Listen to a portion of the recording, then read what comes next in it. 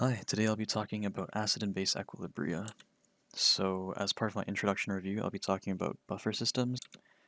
So for buffer systems, contrary to popular belief, it is not the loading icon in your average YouTube video, but it is actually I would almost say thing that resists pH changes. And so it contains appreciable amounts of either a weak acid and its conjugate base, or the exact opposite being the weak base and its conjugate acid. And in terms of function, it has the ability to neutralize small quantities of a strong acid or base, so hence resisting that pH change that I talked about. And so there are two types of buffer systems, one being acid buffers. So this maintains the pH to be some value less than 7 versus base buffers, which maintains the pH at values greater than 7. And of course that intuitively makes sense, right? Less than 7 is acid, more than 7 is base.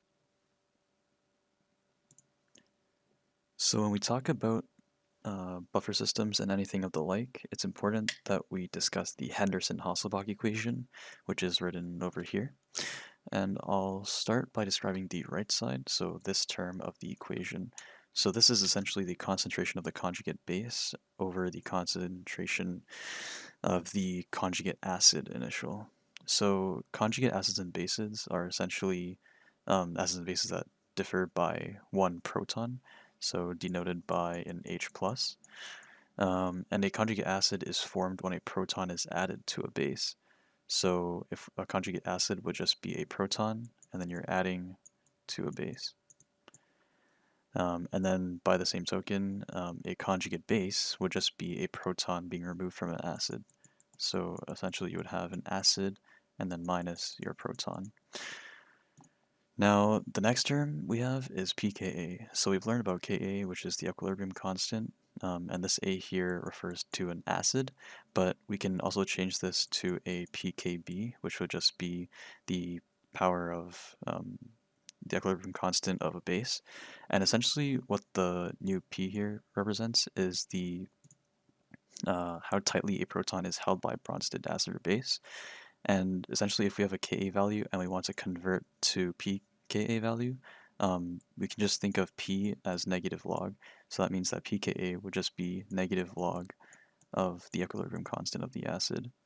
And of course, lastly, we have the pH. This we already know, power of hydrogen, pretty standard stuff. So while the Henderson-Hasselbalch equation seems to be able to be applied to lots of things, there are several conditions under which that have to be met in order to actually use this equation. So the first one is this term, the conjugate concentration of conjugate base over concentration of conjugate acid. And essentially, this has to be between the range of 0.1 and 10. And so essentially, the reason why we need such a condition is to meet the point that the bar solution has to have appreciable amounts of the acid and base, essentially. And so another condition that is supposed to satisfy that same point about containing appreciable amounts is the concentration of the base and the acid. Both have to be a lot greater than the equilibrium constant, so shown by those arrows. And usually a good number to be larger by is by magnitude of 100. So essentially you want to have the concentration of the base and the acid to be at least 100 times larger than the Ka compared to the Ka. So to really drive this Henderson-Hasselbalch equation home, I'm going to be using acetic acid as an example as an sample problem to explain the Henderson-Hasselbalch equation, but I also want to explore the applications of acetic acid. So first, acetic acid was used in photographic film. Now, of course, this isn't very applicable to a whole lot of people anymore, as there are newer cinematography techniques, but it's very important to know that it used to be the primary source of a part of the photographic film. And then if we're moving a bit forward in time to today, acetic acid is also used in certain plastic production, and as we know, there is a lot of plastic in the world, so it's very significant. But of course, the most common thing that we know about acetic acid is that it's usually just called vinegar. Of course, vinegar we use a lot in cooking, and we have it, and I actually enjoy vinegar quite a bit myself. And the last point here is really drives the point home about how important acetic acid is, and that is that it is projected that there will be 21.66 million tons of acetic acid in the world by 2023. So just a large number to really show how important acetic acid is and how present it is in our current society. So here we have the example of acetic acid, and so here what we're given. So we have a pH of 4.91.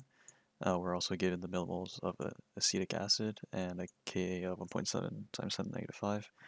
And we are trying to find the millimoles of the conjugate base, and I'll just say it's, I don't know, let's say sodium acetate. So the first thing we can look at is maybe the pH. We're given this in the question, so there's nothing too special here. And the next one is a pK, which is a little complicated, but really not that complicated. So we know that um, pKa equals to the negative log of the Ka. So therefore, that would just be the negative log of our Ka, which is 1.7 times 10 to the negative 5. I'll maybe fix up the period here. And that should give us around 4.75 as the pKa for acetic acid. And so we can sub that value into the Henderson-Hasselbalch equation. And then this last part is the log section. So we know that the millimole of the weak acid is 25. It's given to us in the question. So we're going to replace it in the weak acid section, and then we're going to have X, which represents the millimoles of conjugate base. So if we were to put everything together, we have 4.91 for our pH, we have 4.75 for our pK, and then we need to add the log term. So log X over 25. And so we would move the 4.75 over to the left side, so then it would become 0.16, and then equals log x to the 25, or x over 25. And so to cancel log, we simply move everything to the power of 10, so 10 to the power of 0.16 equals x over 25, because 10 to the power of log cancels. And so this just becomes a simple math question. 10 to the power of 0.16 is 1.44.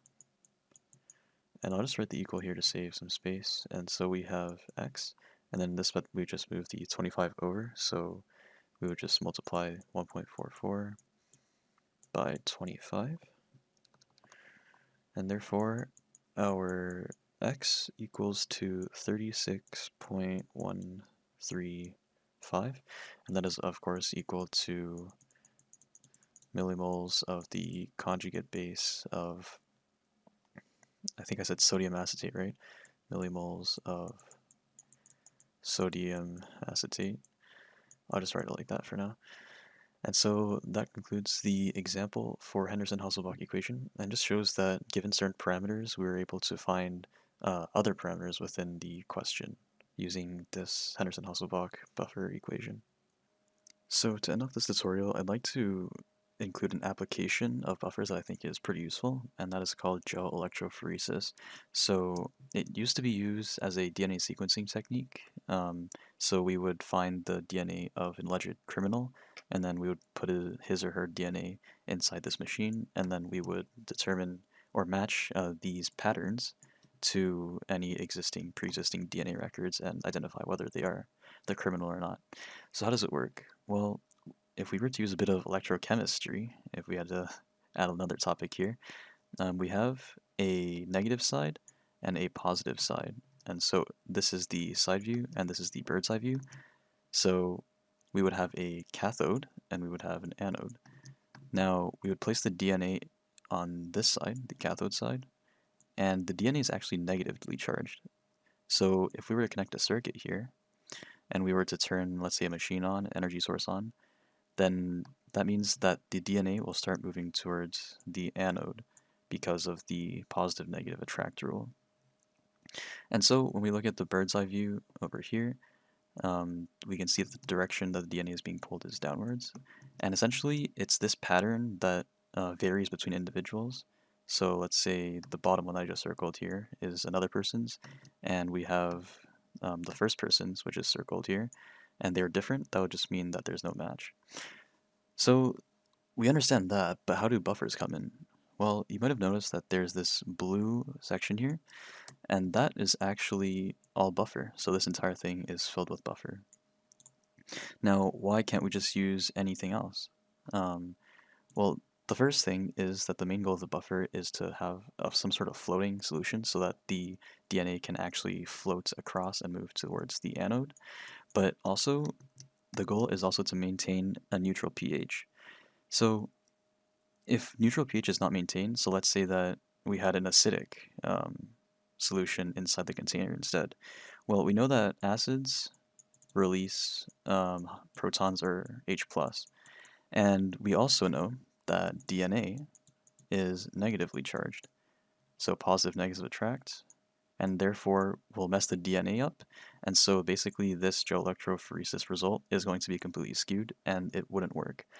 So that's why buffers are such an integral part of gel electrophoresis, and really just goes so far to show that chemistry that we learn is really applicable to one of many ways that our society upholds law and order in this case, right? Because of forensic and criminal investigations.